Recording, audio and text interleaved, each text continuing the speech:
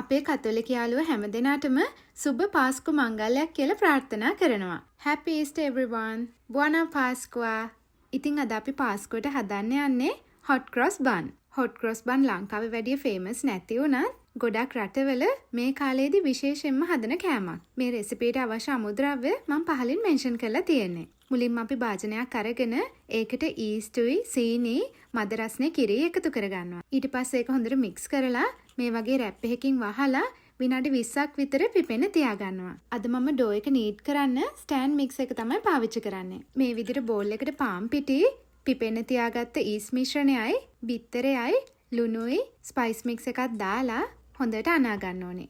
මේ විදිහට stand mix එකක් නැති කෙනෙක්ට ඩෝ එක අතින් අනා ගන්න පුළුවන්. ඔයාලත් එක්ක මම කලින් ෂෙයා කරලා තියෙන මාළු පාන්, ජෑම් බනිස්, කිඹුලා බනිස් වගේ රෙසිපි බැලුවා නම් ඩෝ එක හරියටම අනා ගන්න ඕනේ කොහොමද කියලා මම ඒකේ පෙන්නලා දීලා තියෙනවා. ඉතින් ඔයා අතින් ඩෝ එක නීට් කරගන්න කෙනෙක් නම් ඒ රෙසිපි ටික බැලුවොත් වරදින්න නැතුව හරියටම හදාගන්න පුළුවන්. මේ විදිහට ඩෝ එක අනාගෙන යන අතරතුරේදී මම ඒකට බටරුයි රේසින්සුයි එකතු කරගත්තා.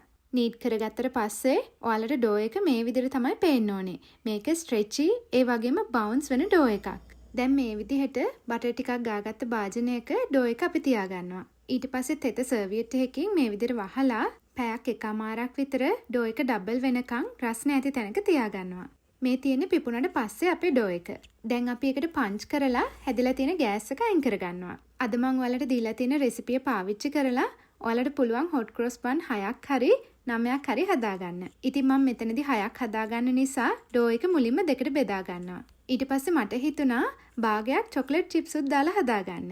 ඉතින් එක කොටසකට මම මේ විදිහට චොක්ලට් චිප්ස් ටිකක් දාගන්නවා. ඊට පස්සේ චොක්ලට් චිප්ස් වලින් 3කුයි නෝමල් එකෙන් 3කුයි මේ විදිහට හදාගන්නවා. දැන් මේ ටික ආයෙමත් ටී ටවල් එකකින් වහලා තව ටිකක් පිපෙන්න රස්නේ ඇති තැනක පැය භාගයක් විතර තියාගන්නවා. ඒ අතරතුරේදී ක්‍රොස් එක දාන්න අවශ්‍ය කරන පේස්ට් එක තමයි මම මේ හදාගන්නේ. මේ ක්‍රොස් එක පයිප් කරන්න ඔයාලට පුළුවන් පයිපින් බෑග් එකක් පාවිච්චි කරන්න. හැබැයි මම අද ලේසියට සිප්ලොක් බෑග් එකක් තමයි පාවිච්චි කරන්නේ. ඉතින් මේ විදිහෙම සිප්ලොක් බෑග් එකක් පාවිච්චි කළා තමයි මම අපේ පැණි වලලු ටිකත් ගිය අවුරුද්දේ හදාගත්තේ.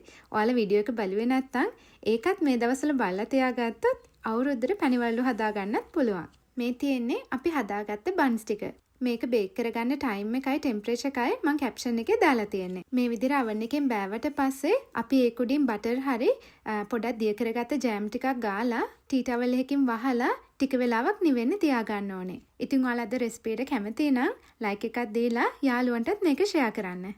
ආයිත් මේ වගේ රස රෙසිපි බලන්න බ්‍රවුන් සිලුනිස් ෆුඩ් channel එකත් එක්ක එකතු වෙන්න.